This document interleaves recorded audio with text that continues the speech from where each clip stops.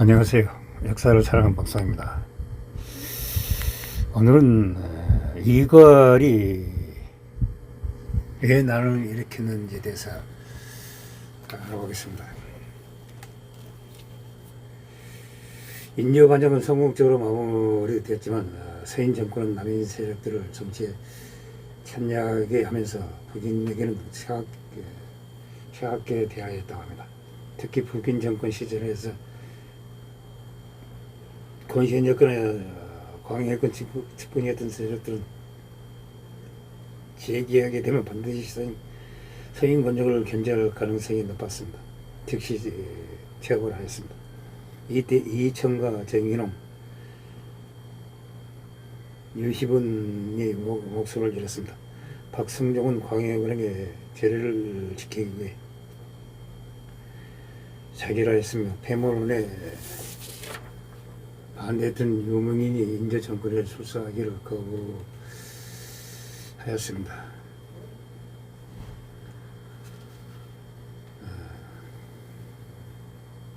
유명인이 광해군을 포기시키려 했다는 보고를 받아 아들 이학과 함께 죽임을 당했습니다. 이런 북인들의 가혹한 처벌은 오히려 반발을 사서 전국 반환은 여전히 계속되고 있었습니다. 그러던 중 운해 이후 군진 등이 이걸이 반란을 꾀하고 있다고 고발하였습니다. 문해 허통 이후 참사 권진 전 참봉 정박렬 충의 윤인현 허통호 하는 등의 대궐에 나아가 상변하였습니다. 곧 근래에서 추국을 하였습니다. 문해가 공주하기를 대장은 누구냐고 물었습니다. 말하기를 이걸이 그 현날 집에 들어와 번개하여 눈물까지 흘리며 내가 남에게 속아서 이 일을 일으켰다 하였습니다. 이때부터 불교의 뜻을 푼 한명년이 세 부자와 정춘신과 함께 모의하고 그 아들 이전은 정돈 정천과 함께 유산한다는 핑계로 이방을 두루 다니며 이를 같이 할 사람을 맺었습니다.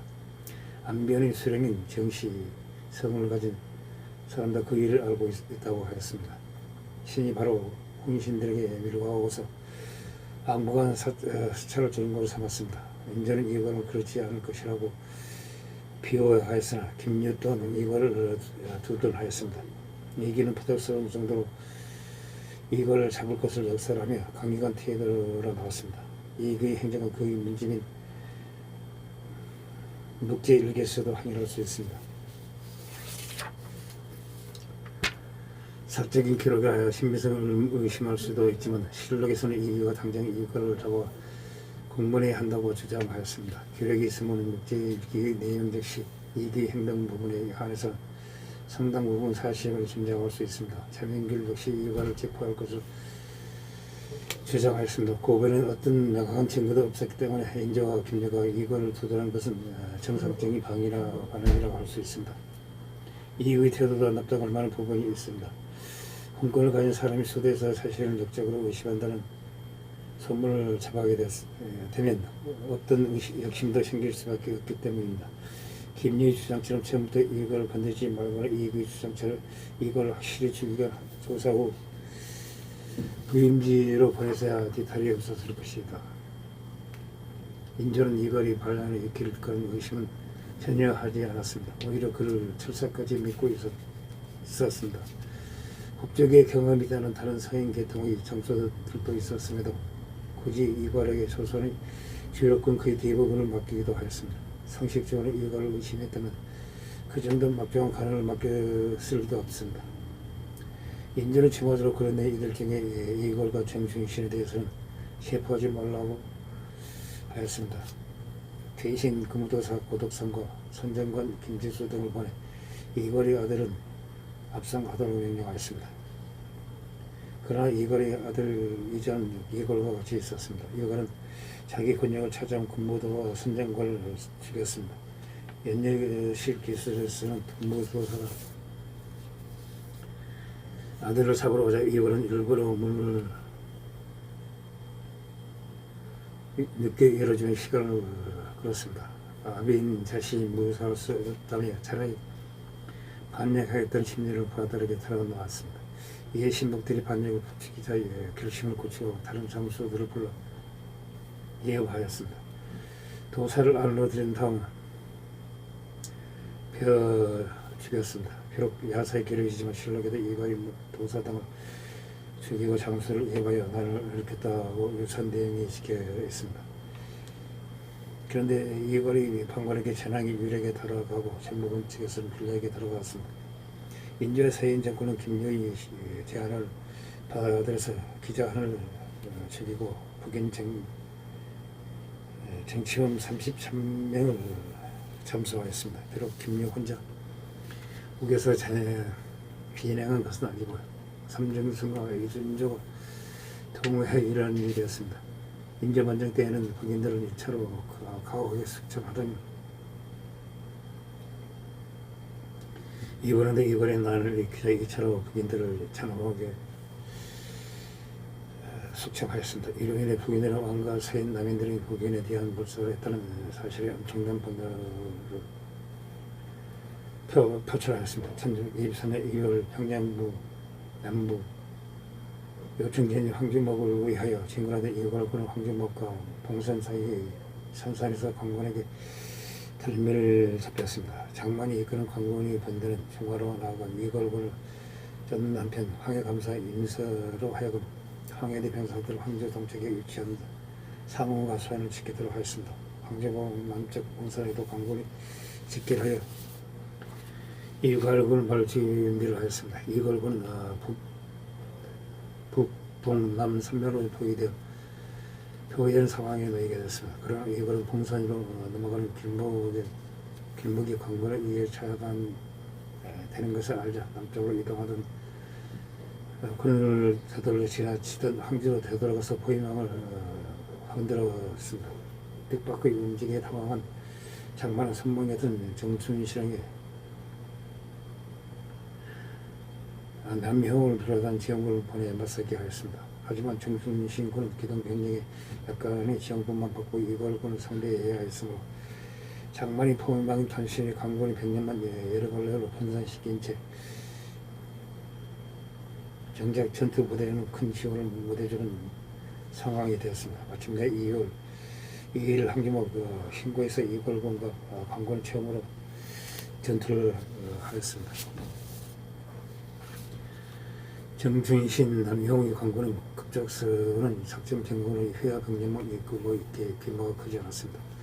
직접적으로 기록된 정춘신의 병력은 2,000여 명 이하이며 다른 장소들도 포함한 것이기에 추가 병력도 확실치 않았습니다. 최대로 8,000명을 초반 이상을 기록하는 경우도 있습니다. 당시 병력들의 분포를 보면 굉장히 수준이 미달했습니다. 그런데 교전이 시작되는 무렵 이걸이 병력이 대규모로 관군에게 퇴항하는 사태가 벌어집니다. 실록에 따르면 교전 중 정충신과 남명이 관군을 향해 올바른 위치에 대해 크게 소리쳤습니다.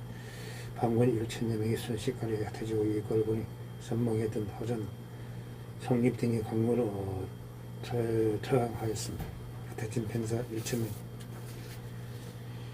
명 그 대부분 토벌을 보는 게 개선하였습니다. 강군이 토민들로 으스러져 진행이 무너지자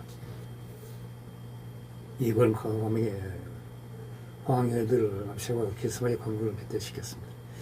관군이 여전히 와야 되고 여러 장수들이 상황 죽거나 이걸군에게 생포되었습니다. 일러실 기술에 따르면 관군의 피해는 전사 30명, 포로 30명에 그쳤습니다. 실제로 정순신은 황주 전투 이외에도 이전과 다름없이 계속해서 이걸을 지켜야 하였습니다. 정말로 피해 자체는 적었다고 볼 수 있습니다. 즉, 예초부터 관군 장수들이 적은 병력으로 싸움을 걸었고 첫 번째로 해판역만으로 병사들이 붕괴되어버리고 장수들만이 계속 싸우려고 하다가 큰 피해를 입었다는 기록 자체는 맞지 않습니다. 당시 강군 측에서는 지휘관들을 제외한 병사들 싸움 없이 흩어질 정도 병사들의 상태가 좋지 않았다는 것을 짐작할 수 있습니다. 한편으로는 전투는 승리했을 전쟁 일천이 넘는 병사가 강군에 투항한 이월군의 체육이 없는 정도로 낮은 결속력과 맹무를 확인할 수 있습니다. 한국에서 패배한 것은 정중신이 선봉대뿐으로 강군의 포위망은 아직도 건재했습니다. 또한 이걸군이 한성에 다다르기 위해서는 명내에서 항주까지 진군하던 거리보다 먼 거리를 가야 하였습니다. 따라서 항주 전투 이외에도 이어가는 소모전을 피해서 이웃을 길을 골라 진군하였습니다. 정춘신은 이 거리 뒤를 지도하게 추격하였으며 장만이 본대는 부항병들과 피해병을 골라 봉산 남서쪽 성에서 평안도 백마철도서 이수일과 합류하였습니다. 이걸군 서쪽으로는 질적으로 각 지역의 군군보다 우위에 있었습니다. 하지만 한성으로 가기 위해서는 필연적으로 예성공을 건너야 했으므로 스스로 사지를 돌파해야 하였습니다. 때문에 관군은 이 상관을 방어선으로 설정하여 방어사 이중로 등의 방어군이 강을 지키고 성신이 추격보다 장만이 관군의 뒤에서 협공을 가해 이걸군을 포기하는 계획을 세웠습니다. 이걸군이 이 상관을 건너게 된다면 개성이 시책이었습니다. 계속 평야지대가 펼쳐져 있기 때문에 관군의 입장에서는 이 성강은 반드시 지켜야 하는 지점이었습니다. 이걸군을 섬멸하지 못한다고 할지라도 방어선이 제대로 형성되어 성남, 충청, 전라, 경상의 병사들이 집결하는 시간만 볼 수 있다면 이걸이 반란은 숲으로 달아온 상황이었습니다. 결국 이걸은 최대한 소모전을 피하고 신속하게 강을 건너기 위해서 이성은 상민 마타라로 이동합니다. 이중로 또한 이걸의 움직임을 예상하고 마탄에서 미리 병력을 직결시켰습니다.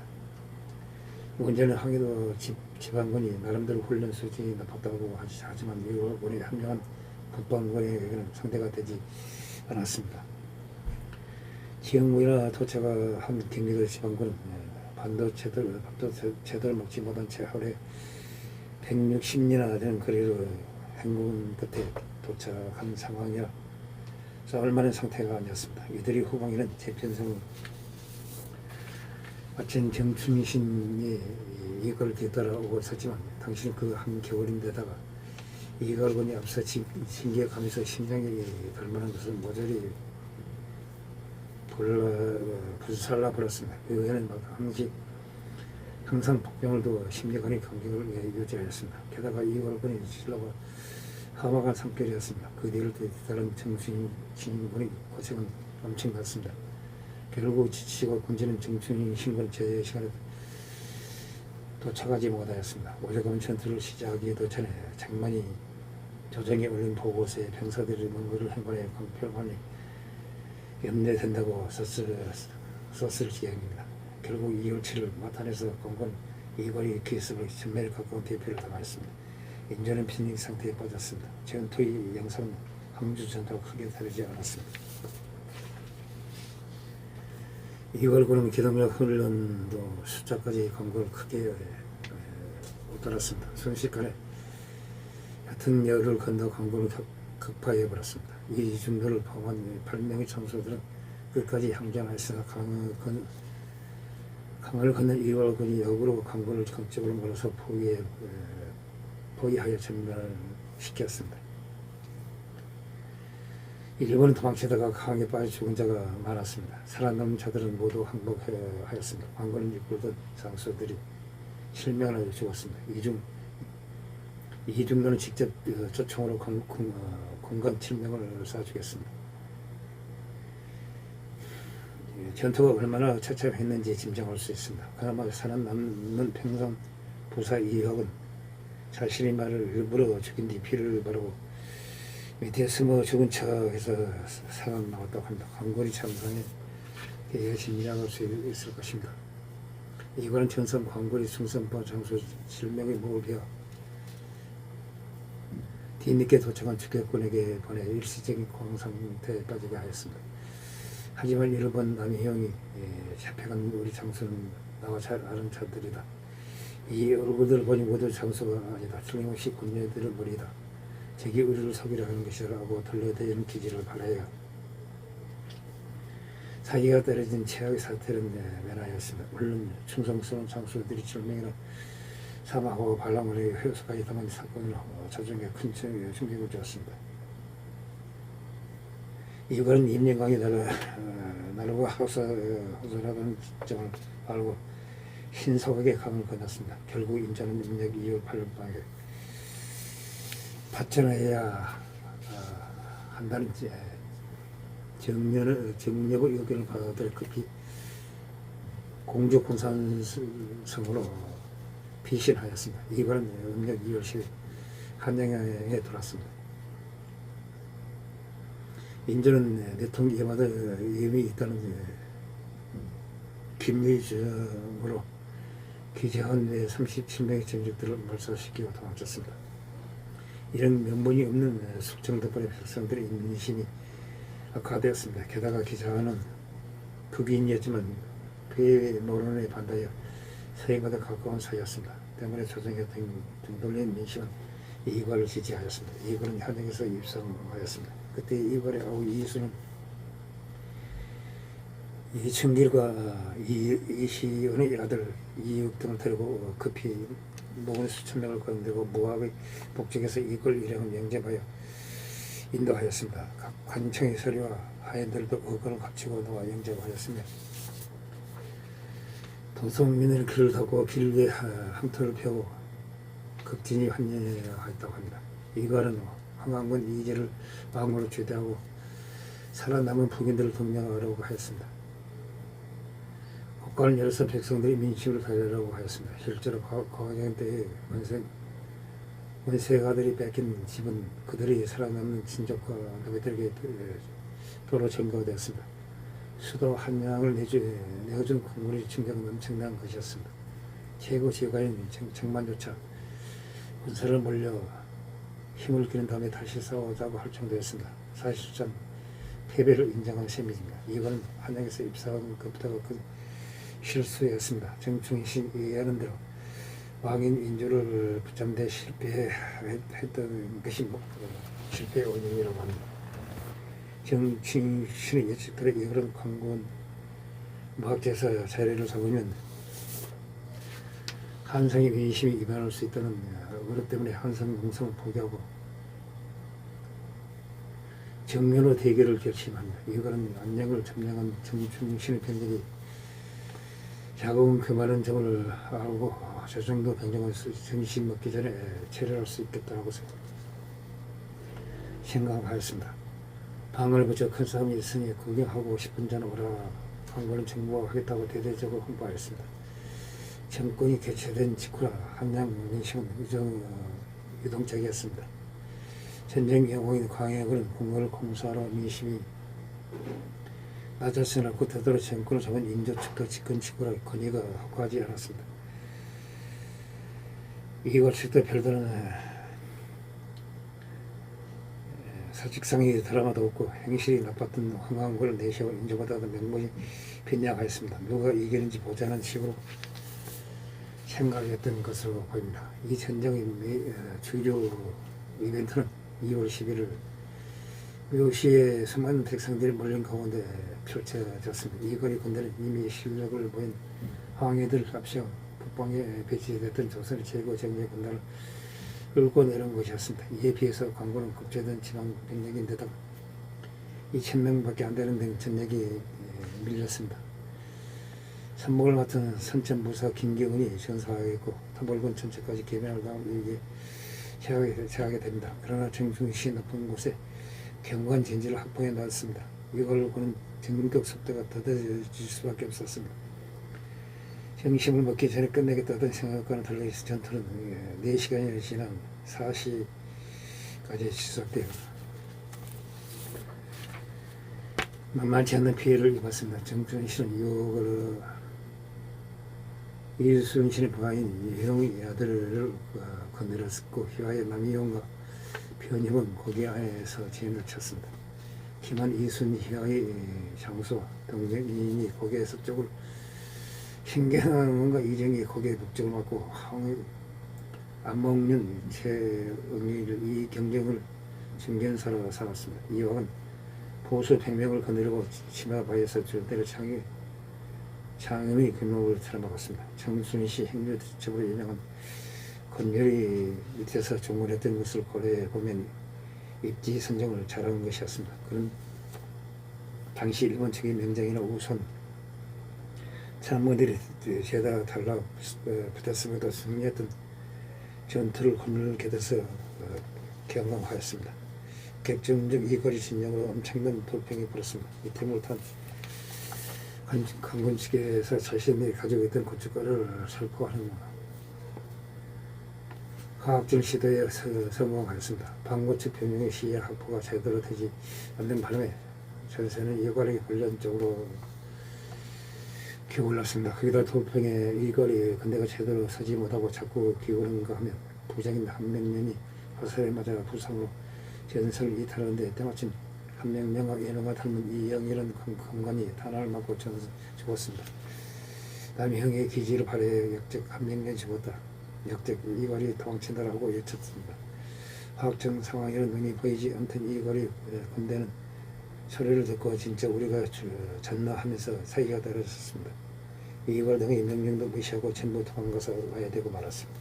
여기서 패배한 400여 흡입 머리를 베고 300여 명을 사로잡았습니다. 이걸 친 숫자 숙련도 사이까지 절대적으로 우세했으므로 공세를 퍼부었으면 정순신의 군대를 패배했을 것이었습니다. 광고의 본대를 이끌었던 도운수, 정만 등 성질을 상담할 수 없었던 상황이었습니다. 광고 입장에서 말 그대로 기적 같은 전승이었습니다. 광고는 죽음을 면할 겨를이 없어 민가에 달아나 숨기도 하고 마포 서강으로 달아나 강물에 빠져 죽은 자도 있었습니다. 광군 시관으로 자참한 충북 이순설에 있어서 이후는 이 격전의 와중에 죽었습니다. 전사자들 속에서 시신을 수집하지 못해 무덤을 만들지 못했다고 합니다. 호소를 남기지 못하고 싶고 기록도 없습니다. 전교대 평년 참으로 증직되었습니다. 성북에서 구경하고 있던 주민들은 이걸군이 패배하자 직접 서대문을 지키던 이걸군을 몰아내버렸습니다. 성문을 걸어 잠가버렸습니다. 결국 이걸군 성을 뺑도 남남부로 입성하지만 지킬 병력이 없어서 한성에서 물러나게 됩니다. 사기에 오른 광군이 이걸 치기하여 남영 청정신이 군제 물린척을 쫓으며 낸다고 결국 걷고 말리며 이걸이 목을 안아서 얻게 될 것이라고 말해 광군을 출격을 멈췄다고 합니다. 여기서 이걸이 패하여 결국은 식구를 맞이하게 됩니다. 이상 이관에 관해서 알아봤습니다. 항시 부족합니다. 양해 부탁드립니다. 감사합니다.